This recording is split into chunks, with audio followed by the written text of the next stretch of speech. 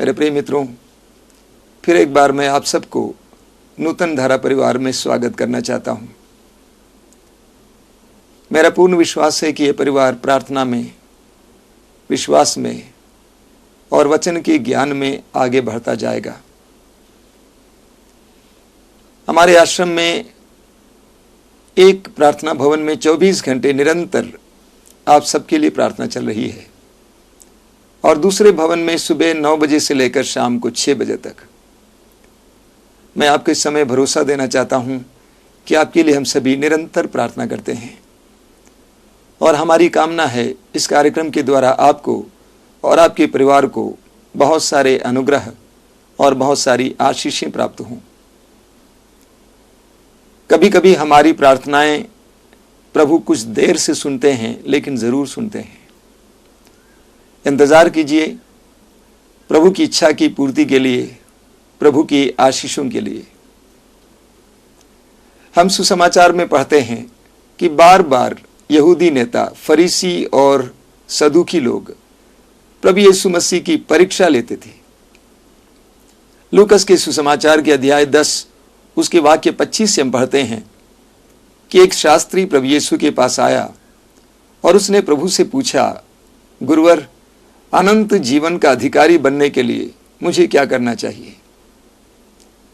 और प्रभु ने उससे कहा, संहिता में क्या लिखा है, धर्म ग्रंथ में क्या लिखा है?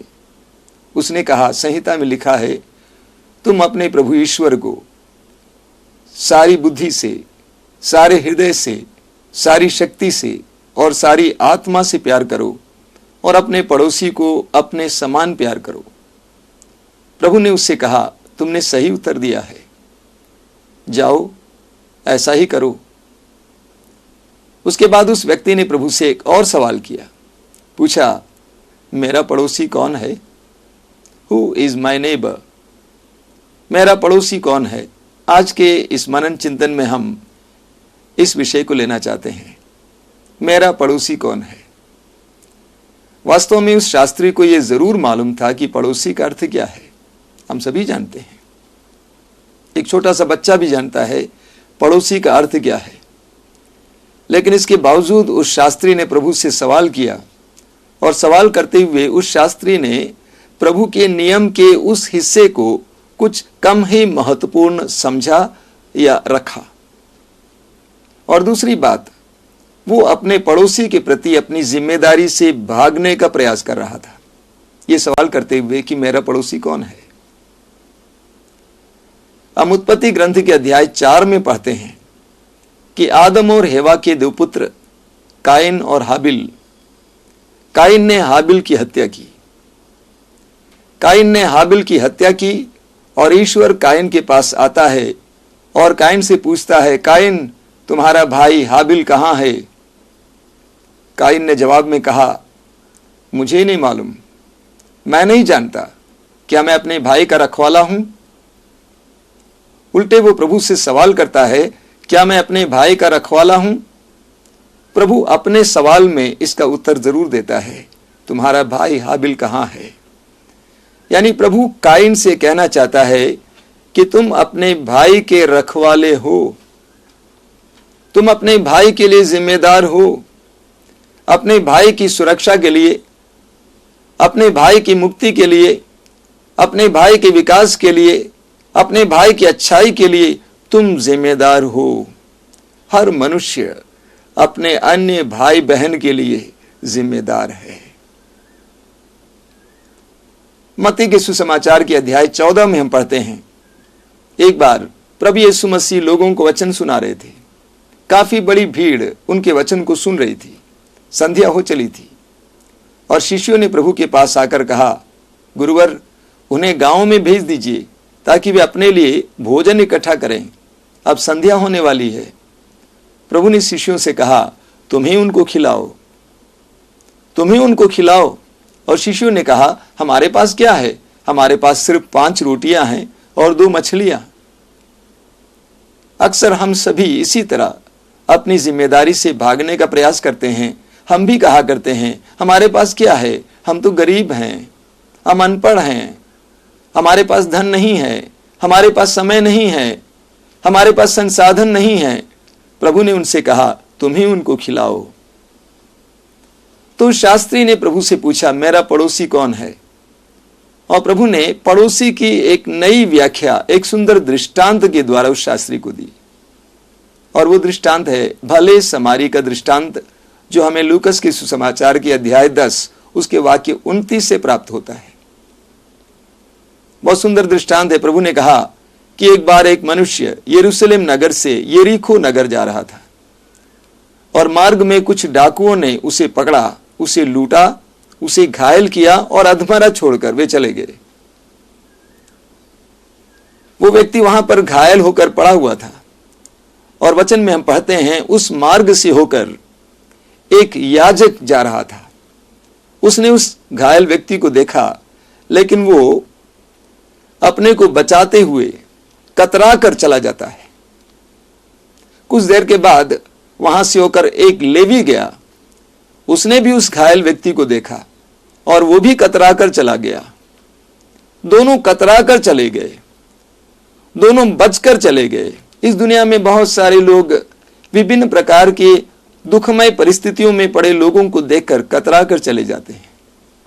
शायद हम भी अपने जीवन में कई बार ऐसे किए होंगे, अपने को बचा के भाग जाते हैं और उसके बाद हम बहाना बनाने लगते हैं, हमने सुना नहीं, हमने देखा नहीं, हमें नहीं मालूम था। तो दोनों व्यक्ति कतरा कर चले गए, जबकि वे दोनों धर्म से संबंधित थे, पूजा से संबंधित थे, वेदी के करीब रहने वाले थे, ईश्वर के पुजारी थे। उन्होंने उस भाई में ईश्वर का सानिध्य नहीं देखा, उस भाई के दर्द और पीड़ा को महसूस नहीं किया। सुसमाचार में हम आगे पढ़ते हैं, उसके बाद उस मार्ग से होकर एक समारी यात्री आ रहा था। समारी यात्री, यूहन्ना के सुसमाचार के अध्याय 4 उसके वाक्य 8 में हम पढ़ते हैं, यहूदी समारियों के साथ कोई संबंध नहीं रखते थे। यहूदी धर्म के लोग समारियों को तुच्छ समझते थे, अधर्मी समझते थे। समारिया के निवासियों को अधर्मी समझते थे, ईश्वर के विरोधी समझते थे। और ऐसा ही एक यात्री वहां से गुजरता है। वचन हमें बताता है, वो अपनी सवारी से नीचे उतरता है। उस घायल व्यक्ति को देखने पर उसके दिल में उसके प्रति दया आई, तरस आया। उसने उसके घावों को पट्टी बांधा और उसके बाद अपनी सवारी पर बैठाकर वो एक सराय ले जाता है और सराय में दिन भर उसकी सेवा शुश्रूषा करता है। और दूसरे दिन वो सराय के मालिक को कुछ पैसे देकर उनसे कहता है कि निवेदन करता है कि आप इसकी सेवा करें, मैं वापसी पर अगर कोई कमी हो तो उसको चुका दूंगा। कितनी सुंदर बात है। और इसके तुरंत बाद प्रभु यीशु ने उस शास्त्री से पूछा, तुम बताओ इन तीनों में से कौन उस घायल व्यक्ति का पड़ोसी निकला? शास्त्री ने कहा, वही जिसने उसकी मदद की, उसकी सेवा की। और प्रभु ने उससे कहा, जाओ तुम भी ऐसा ही किया करो, जाओ तुम भी ऐसा ही किया करो। मेरे प्रिय मित्रों, प्रभु यीशु मसीह की ओर से हर विश्वासी के लिए भी यही आज्ञा है, जाओ तुम भी ऐसा ही किया करो। तो पड़ोसी का अर्थ क्या निकला यहां पर?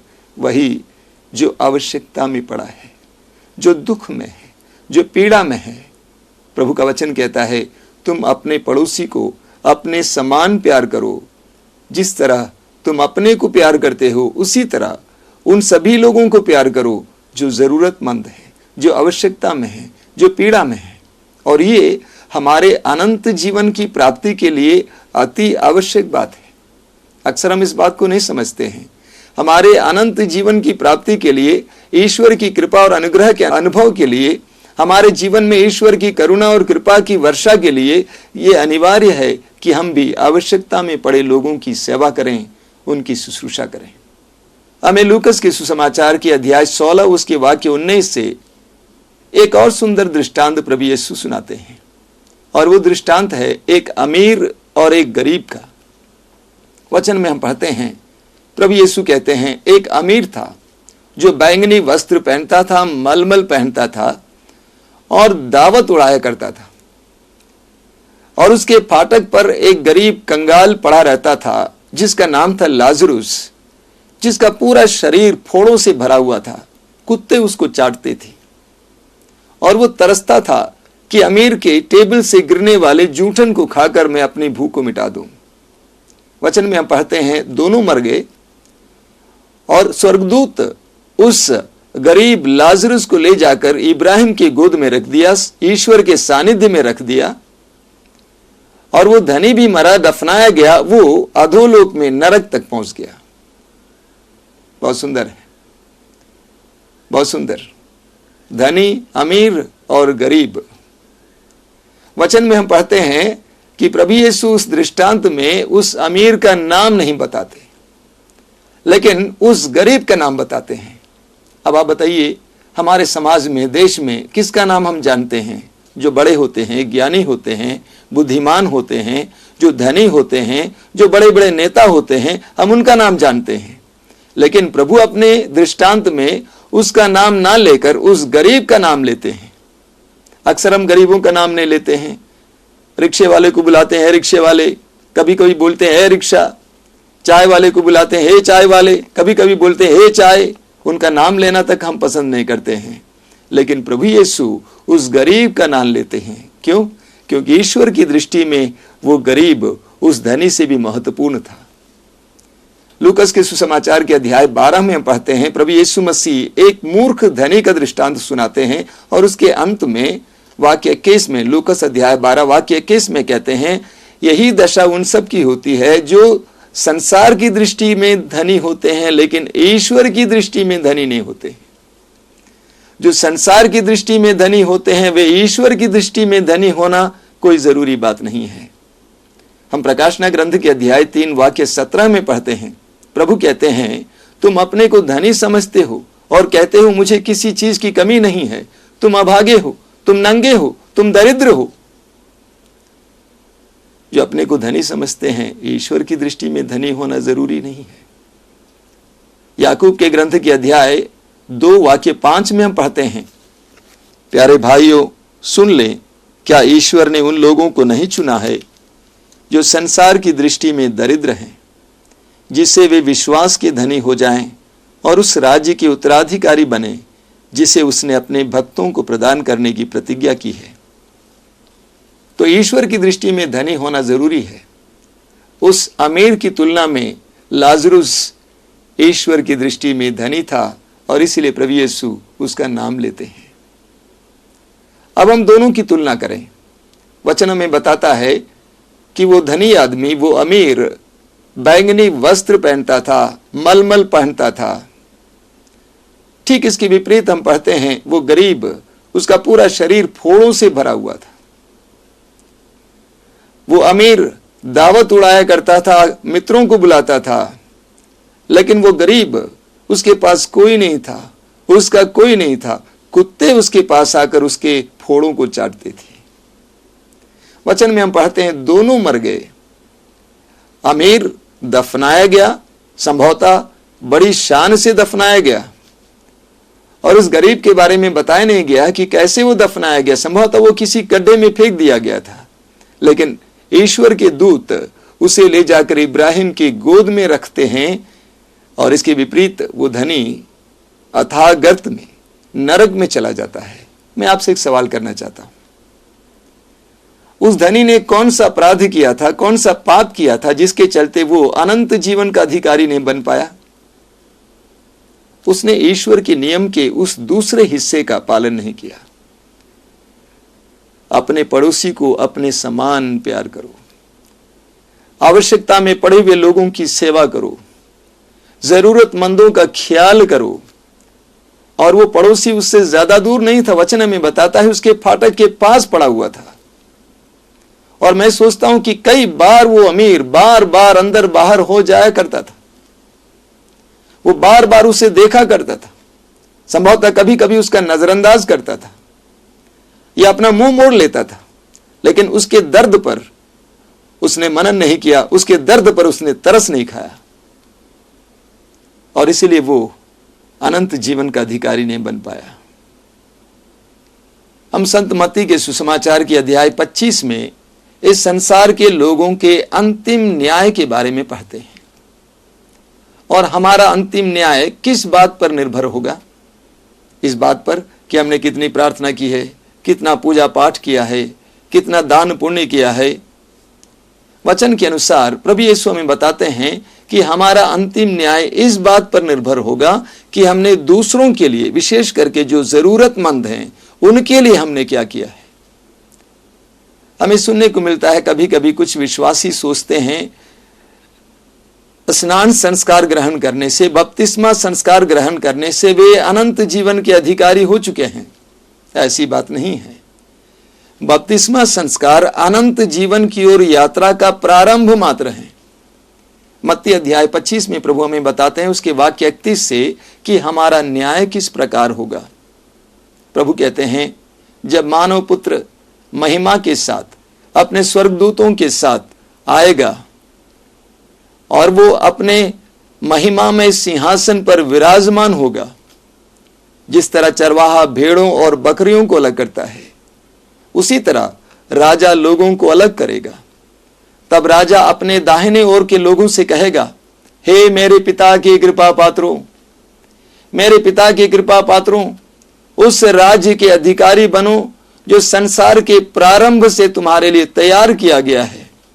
मैं भूखा था, तुमने मुझे खिलाया, मैं प्यासा था, तुमने मुझे पिलाया, मैं परदेशी था, तुमने मुझे अपने यहाँ ठहराया, मैं नंगा था और तुमने मुझे वस्त्र पहनाया, मैं बंदी गृह में था और तुम मुझसे भेंट करने आए, मैं रोगी था और तुम मुझसे मिलने आए। मेरे प्रिय मित्रों, एक बहुत ही बड़ी आंदोलनकारी बात है। प्रभु यीशु कहते हैं, मेरे पिता के कृपा पात्रों, मेरे पिता के कृपा पात्रों। यीशु के पिता के कृपा पात्र कौन है? धर्म के नेता, बड़े बड़े ज्ञानी, बुद्धिजीवी, धनी। यीशु के पिता के कृपा पात्र कौन है? ईश्वर के कृपा पात्र कौन है? प्रभु कहते हैं, वे हैं जो भूखों को खिलाते हैं, जो प्यासों को पिलाते हैं, नंगों को वस्त्र पहनाते हैं, परदेशियों को अपने यहाँ ठहराने देते हैं, जो रोगियों और बंदियों से मिलने जाते हैं। कितनी बड़ी आंदोलनकारी बात है। वचन में हम आगे पढ़ते हैं, तब धर्मी प्रभु से पूछेंगे, प्रभु हमने आपको कब भूखा देखा? हमने आपको कब प्यासा देखा? हमने आपको कब बंदी देखा? हमने आपको कब परदेशी देखा? हमने आपको कब बीमार देखा?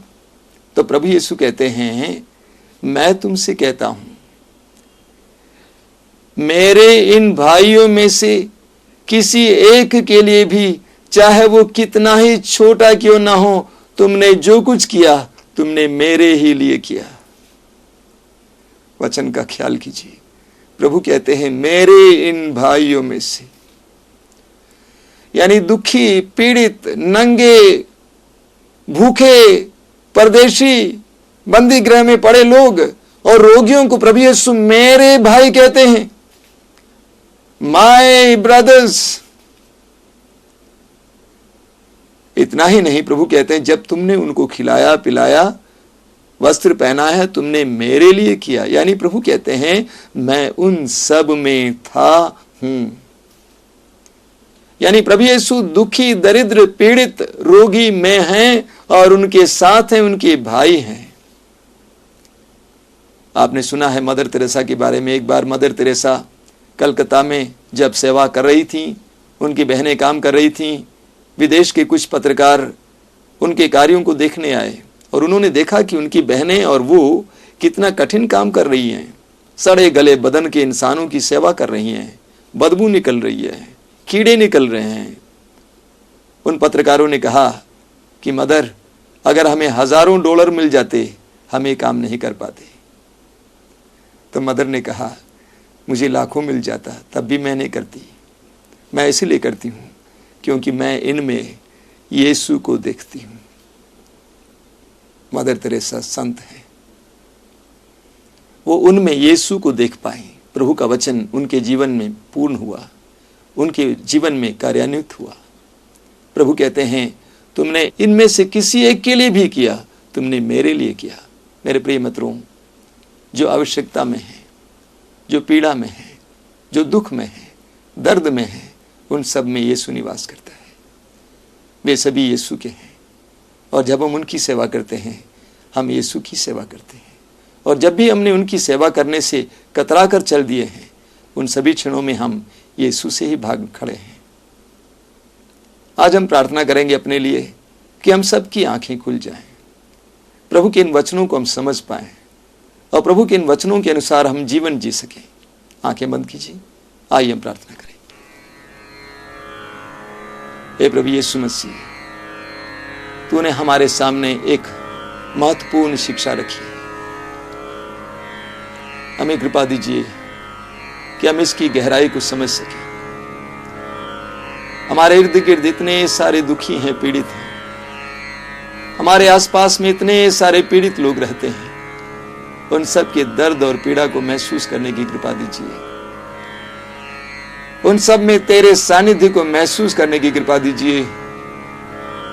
ये कृपा दीजिए कि हम जाने कि उनमें तू निवास करता है और तू उनका भाई है और वे तेरे भाई हैं। प्रभु यीशु इस समय उन सब के लिए भी प्रार्थना करते हैं जो दुख में है, पीड़ा में है, कि उन्हें सांत्वना दीजिए। जितने भी भाई बहन इन वचनों को सुन रहे हैं, उन सबको पड़ोसी प्रेम का वरदान दीजिए। आसपास के लोगों के दर्द और पीड़ा को समझते हुए उनकी सेवा करने की कृपा दीजिए। इस संसार के उन सभी लोगों के लिए भी हम प्रार्थना करते हैं जिनके पास बहुत धन है, बहुत समय है, बहुत से मौके हैं, ताकि वे ऐसे लोगों की सेवा कर सकें। उन पर दया कीजिए, उनकी आंखों को खोलिए ताकि वे उदार बने। समस्त संसार के सभी लोगों को उदार बनाइए हे प्रभु, ताकि संसार के दर्द और पीड़ा में कमी आए। जो गरीब लाचार हैं, उन सब के लिए लोगों के हृदय और मन खुल जाएं, संस्थाएं खुल जाएं, घर खुल जाएं, ताकि सबको इस संसार में उस प्रेमी पिता की संतान का सम्मान प्राप्त कर सके। हे प्रभु यीशु मसीह, हम सब पर दया कीजिए, हमें दयालु बनाइए, हमें संवेदना दीजिए, हमारे हृदयों को नरम बनाइए, हमारे हृदयों को तेरे हृदय की तरह बनाइए। अपने पड़ोसी को अपने समान प्यार करने के लिए जो तूने अपने बलिदान के द्वारा हमें सिखाया है, उसे नमूना मानकर हम भी अपने जीवन में कार्य कर सकें। आत्मा